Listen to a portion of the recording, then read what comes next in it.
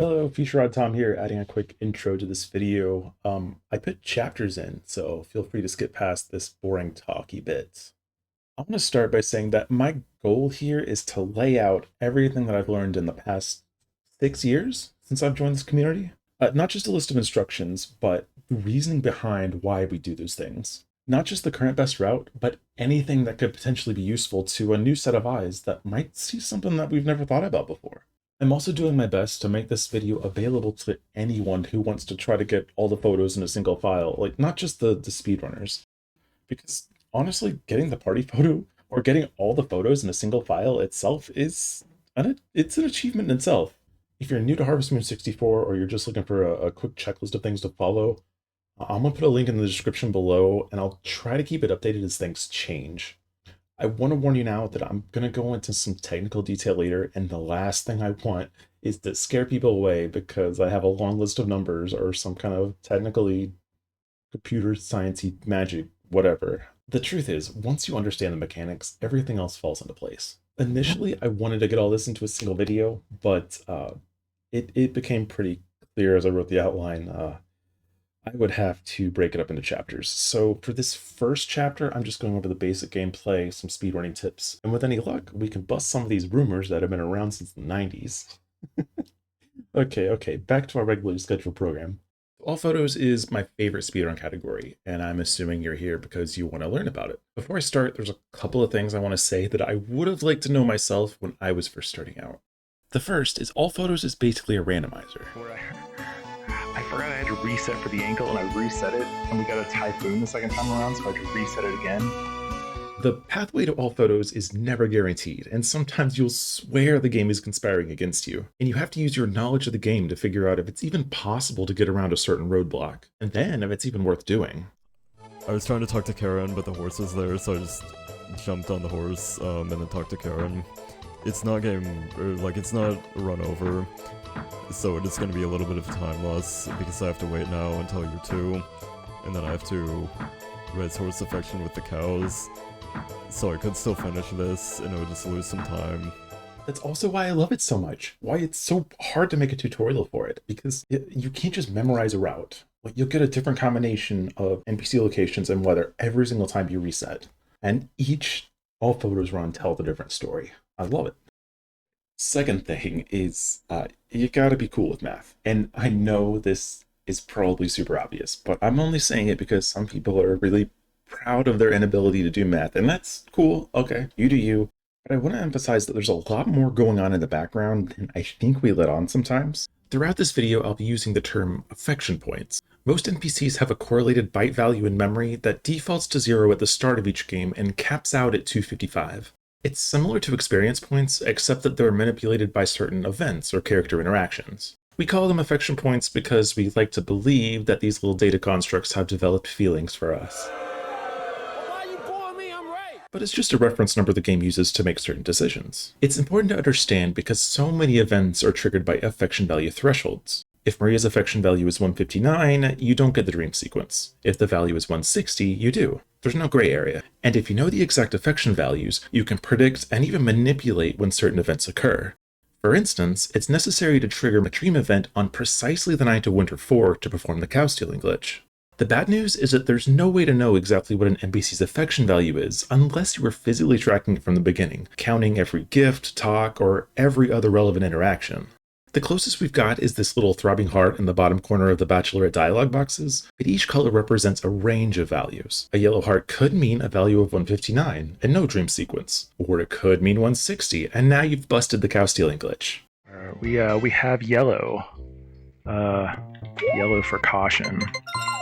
As is tradition, you won't know which one it is until immediately after you saved, and now there's no going back. Oh no! That's a pretty good lead into the third thing that I wish someone had told me before I started running this thing. Odds are you're going to fail a few times, and it's going to be for some silly, preventable reason a few hours into the run on an otherwise perfectly executed, perfect RNG run, and you have just a split-second lapse in judgment, and just like that, it's over. I don't know if that's gonna cause any problems by talking to her on the horse. Oh no, it's a double event. So is this gonna teleport me into the town with the horse? That's totally what's gonna happen. Either that or the horse might just be gone. Alright, moment of truth. Am I actually gonna have the horse? I have the horse in the town. Oh no, horse is stuck in the town. Or maybe you forget one little thing that happens to be an important little thing. Can you tell me what's wrong with this picture? Because I sure couldn't. Girl. I don't have a baby bed. Maybe you didn't make a mistake, but the game decides that you deserve 3 typhoons in a row. Wow. The double.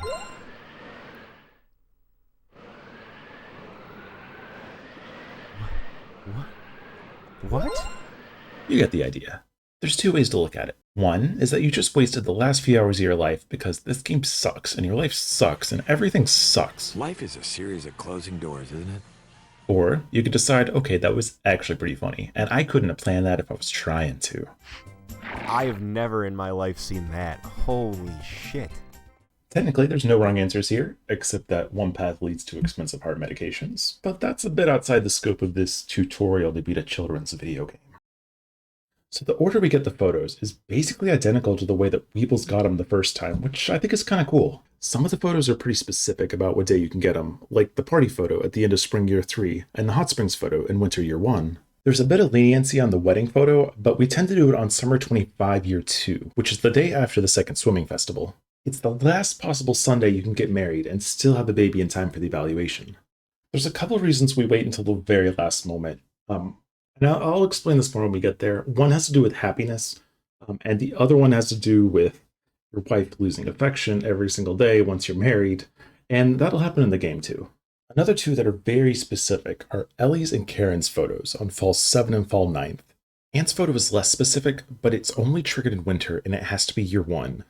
The 2 biggest changes from that original Christmas Miracle run are Potpourri's photo, which can be done basically whenever you want, and Maria's photo, which is usually pushed to year 2 because we're otherwise wasting affection points from the balloon photo and the second flower festival.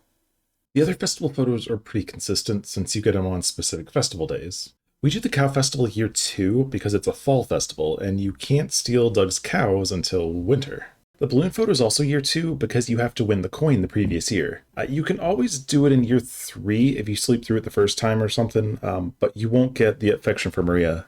The swim festival's worth going to both years. If you get the photo the first year, you'll get a bundle of lumber the second year, and combined with the dog race awards, it's enough to build all of the extensions. Well, almost. It's 1 piece short since the lumber bin caps at $9.99 instead of $1,000. And I'm saying this because actually a really easy thing to miss, especially in Japanese when the carpenter shows up and you can't tell what he's saying and he's angry all the time and you're like, great, you started building the staircase. But what he actually said, if you could read it, was, dude, you're 1 piece of lumber short. I'm going back home. And you can imagine how that turned out. Am I missing 2? Wait, what did I miss? I missed the whole photo. I have no idea what it is. Speaking of extensions, that photo is usually the last one, since we buy the last bit of lumber at the dog race year 2. Pretty sure everybody waits until year 2 to win the dog race. You can try to get this photo year 1, but you really want to split up winning enough medals for the lumber and winning the dog race into separate years. The horse race should also be done in year 2, but I've seen it done in the first year. You've got to buy the brush super early and then remember to actually use it, and then you have to have enough luck to have the high rod horses in your race. It's not recommended, but it can be done. Overall, it's only about 1 or 2 photos per season, so it's not that overwhelming. What you'll come to learn is it's not so much the photo requirements that make it difficult so much as it is the unforgiving nature of the game, mostly due to how the save system works. So let me talk about that for a minute. Basically, we have 4 save files to work with, and these 2 buttons on the right that I never had reason to use in a casual playthrough. A delete will obviously delete a file, and move, less obviously, will duplicate a file. So this is our primary way of creating backup saves, since the standard saving system is inconvenient to say the least. The only opportunity to save is writing on the diary, which ends the current day. Loading up that save will take you to the start of the next day, which is inconvenient if you just made a fatal error, because the old data is now overwritten, and you load in just after that moment it's too late to go back and fix it. Maybe you triggered the dream event too early, or you got sick on an important day, or you're just running on autopilot, doing some mental math with affection points, and wait a second, was that fall 7th? Please do not have saved. I don't think I took the card out in time. God damn it, I slept through Karen's photo. Unless you duplicated your file on a previous day, your run's over. Now, if that duplicate file was from a month ago or a year ago, it's really up to you to decide if it's really worth it or not. There's no problem with duplicate files, even if you erase or overwrite the original. We do it all the time, as long as that duplicate file is from the original. Easy enough, right? The timer starts when you open a blank diary. Holding B makes the text scroll faster, and this will apply just about everywhere else in the game, except for some of the photo cutscenes. Press and start moves the hand directly to the OK button, so the sequence here is AA start A. You're going to want to hold B through all of these naming screens, which doesn't sound so bad until you actually look at the N64 controller. I'm not sure if there's a standard way to hold this thing, but using your thumb to hold down the B button while you tap the A button is probably not the best way to do it. What I like to do is keep my thumb dedicated to the A button, and then use my index finger to either hold B or hit C up. The right hand takes the analog stick and the start button. So then, this is Bear Claw. I think we all have a different way of doing it, so there's no right or wrong way. This is just what works for me. This setup helps with quick menuing too. In the start menu, the hand always starts in the upper left, so you can get to any other square with a combination of rights and downs. By sharing the load between two fingers, you can get the inputs in a lot faster than just using your left thumb to move the analog stick, and you don't want to tire out your thumb in the first 10 minutes. For the first 2 seasons, the main focus is on NPC affections. 3 of the girl photos have to be done in year 1, and it makes sense to work toward the party 10 at the same time. One of the requirements for the party photo is 10 NPCs, not including your wife, showing up at the evaluation. Basically, it just means affection greater than or equal to 160. The first 3 are Karen, Anne, and Maria, since we get them at 200 for their photos anyway. We don't count Potpourri since we don't need any affection for her photo, and not Ellie since she's obviously the best wife, and wife doesn't count toward the party 10. 4 more come from glitches that bypass the usual 1 gift and talk per day rule, and Rick gets 3 affection per music box fixed, so he's basically at the requirement anyway. The other 2 are player's choice, and just about every NPC is a potential party guest, except for the carpenters, some special event characters, and a couple of others. If you're just going for completion, it really doesn't matter who you choose. For the speedrun, we're looking for NPCs that take the least amount of time. The limiting factor is that we only get 1 of each type of affection boost per day. SCG's guide does a good job of explaining the basic rules here so that I don't have to. Just pause it and read it if you need to. With a few exceptions I'll get to later, we have to take multiple trips to each NPC, which means that the best party members for the speedrun either require fewer trips or a shorter travel distance. There's 4 NPCs that fit this description. Currently all the top times use Jeff and Kai, but Cliff and the Mayor have just as much potential. There's no one NPC that's better than the rest, and if the RNG is pushing you one way or another, don't fight it. It was funny, when I started this run, I had every intention of doing Cliff Kai again. I changed my mind in the middle of the first spring. I'll start with Jeff because he's the easiest to explain. Meat talking gift values are 612 with an extra 3 points if the gift is milk. No bonus for the recipe. He's always in the bakery except Mondays, but all you really need to know is that there's a 50% chance he shows up at the bar, and if Ellie's at 150 or above, you get a choice. The second option gives him +5, and with the initial +2 for talking, he gets a total affection boost of +7. Leaving and re-entering resets the flags, and you can get that +7 boost as many times as you want until the bar closes at midnight. Just be careful with the button mashing, because that first option is -10. The best time to do it's on Winter 4, when we're staying up all night anyway, but the Bridge and Hot Springs workdays aren't so bad, since you warp to 3 p.m. The cutoff's when you get married, because Jeff doesn't ask anymore, since the answer's pretty obvious. Alright, next up is Kai. The meat talking gift values are 8, 2, and 3, with an extra 3 points if the gift is a berry, a mango, or grapes. The recipe bonus is actually -1 the first time you give him a berry. Now these are pretty high for affection values, and he gets +8 for each swim festival you win. You can also get a cheeky +20 for refusing Karen's ankle event. Karen will lose 30 points, but just show her the dog a couple times, she'll be fine.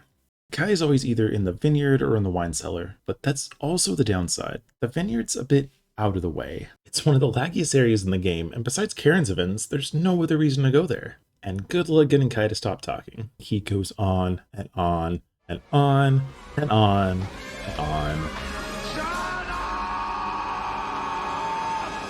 The good news is the berry grows right next to the tent, and after the flower festival, a shortcut to the village opens up. The invisible ball just stops loading in until you reset the console.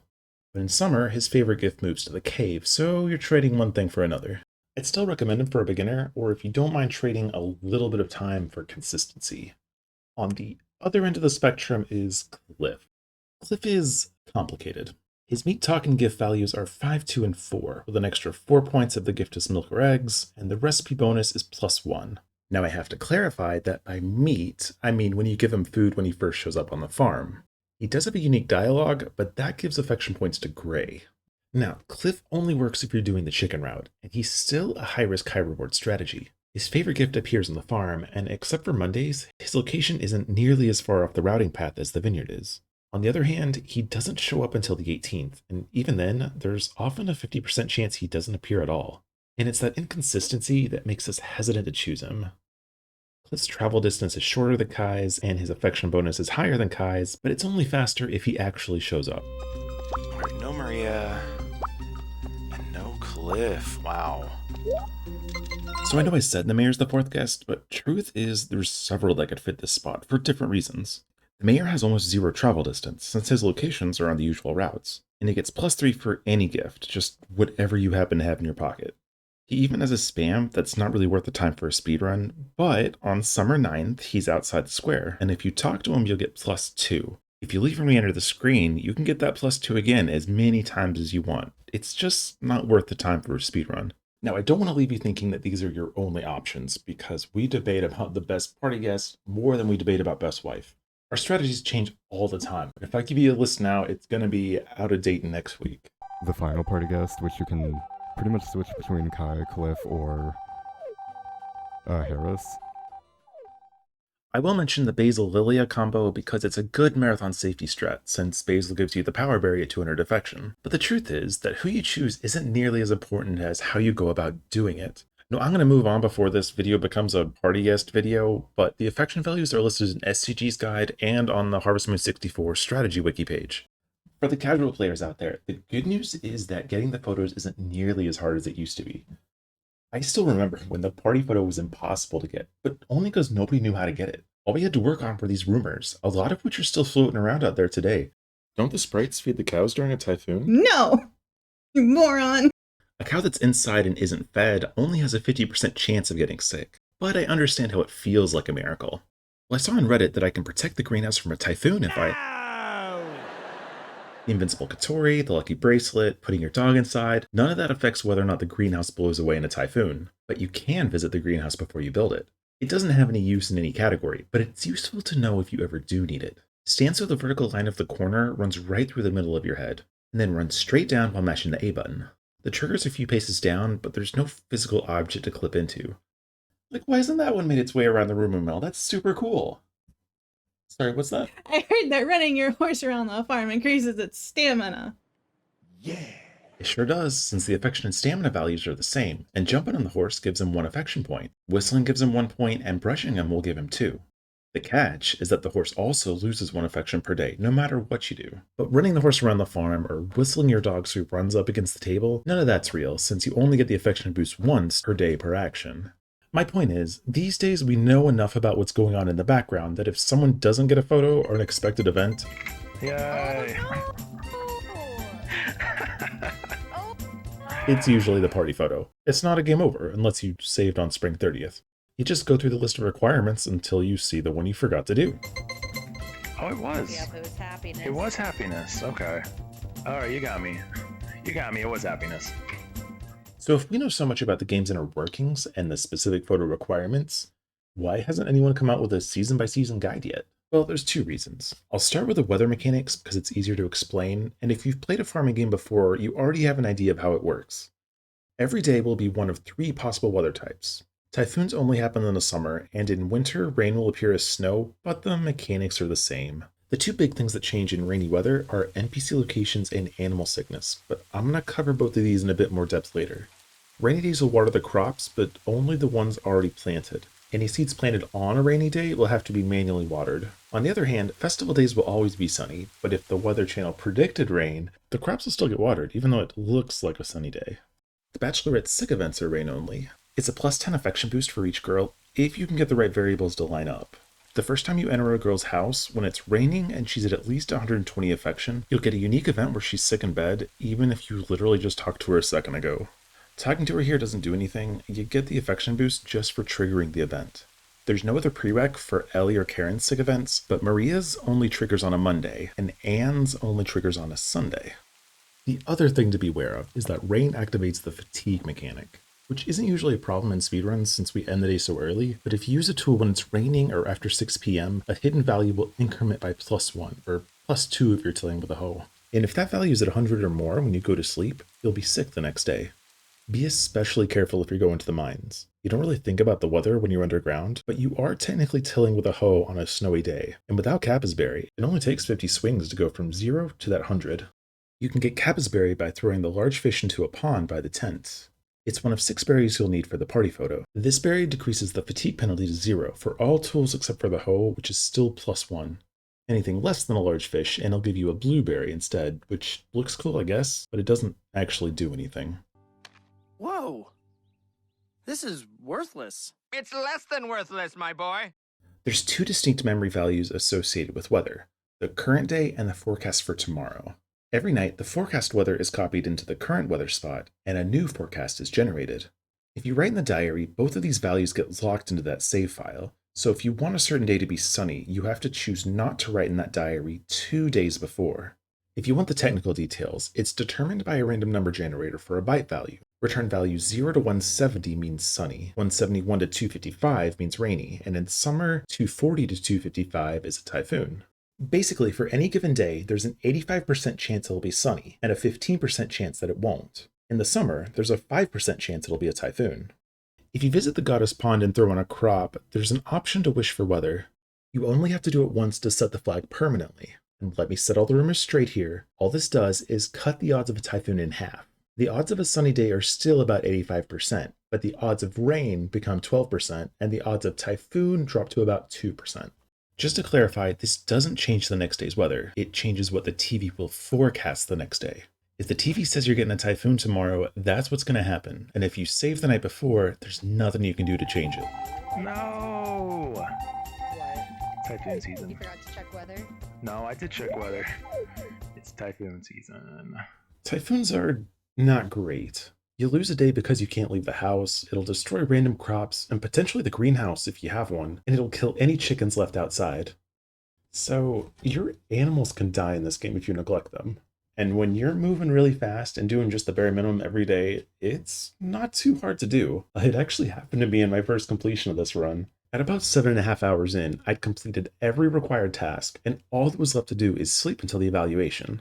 What I learned that day is when the carpenters finish certain extensions, any animals that are outside are moved to a default location. So while I'm sleeping to the finish line, certain that I'm about 5 minutes till the end of the game, in the background, the carpenters finish off the log terrace, and it warps the chickens inside. It couldn't find food because I wasn't feeding it, it got sick, and bam! Chicken funeral, just a few days before the final evaluation. Did I, Oh, jeez. Strictly speaking, losing a chicken isn't the problem with funerals so much as it is the happiness and affection losses.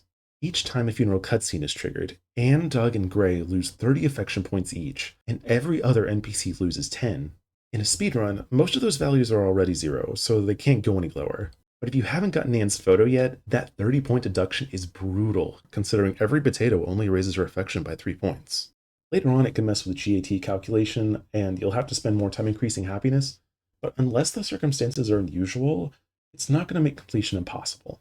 However, it will add a significant time as you try to fix the situation. But don't let me scare you. There's no randomness about when an animal gets sick or when it dies. Your dog and your horse are functionally immortal, but chickens and cows will die if certain conditions are met. Chickens bought from the ranch are already adults, but when they're hatched, they take the form of little yellow floofballs for 7 days. During that time, they don't need food and they can't get sick. The only thing that can kill a yellow floofball is leaving it outside during a typhoon. The adult form has 2 important variables, one for if it was fed the day before, and one for its stage of sickness. Every time you sleep, the game runs a check on these values for each chicken. If it wasn't fed the day before, the sickness value will increase by 1 if either it wasn't a sunny day or the sickness value is currently greater than 0. If it is a sunny day and the sickness value is 0, you still won't get an egg if you don't feed it, but the sickness value won't increase.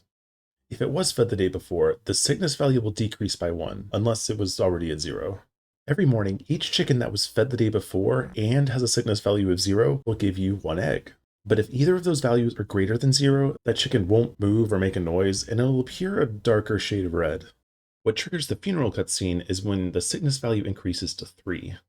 Now, if multiple chickens hit 3 on the same day, which is fairly common since we tend to treat them all equally, you only get 1 funeral cutscene, and the affection and happiness penalties will only be applied once. Unless it's raining or it's winter, chickens will always find food if you leave them outside. You don't have to pen them up or worry about wild animal attacks or anything like that. The only other way to feed a chicken is to bring it inside the coop and put feed into the correct trough. A big gotcha here is when you only have 1 chicken, but it was assigned to the second or third trough, because chickens will only eat out of their assigned trough, even though that food's gone the next day. If you're not sure which one belongs to who, just hit A while facing the trough to see who that one's assigned to. Though it can get a little confusing when every chicken has the same name. Yeah, I don't remember which chickens are which.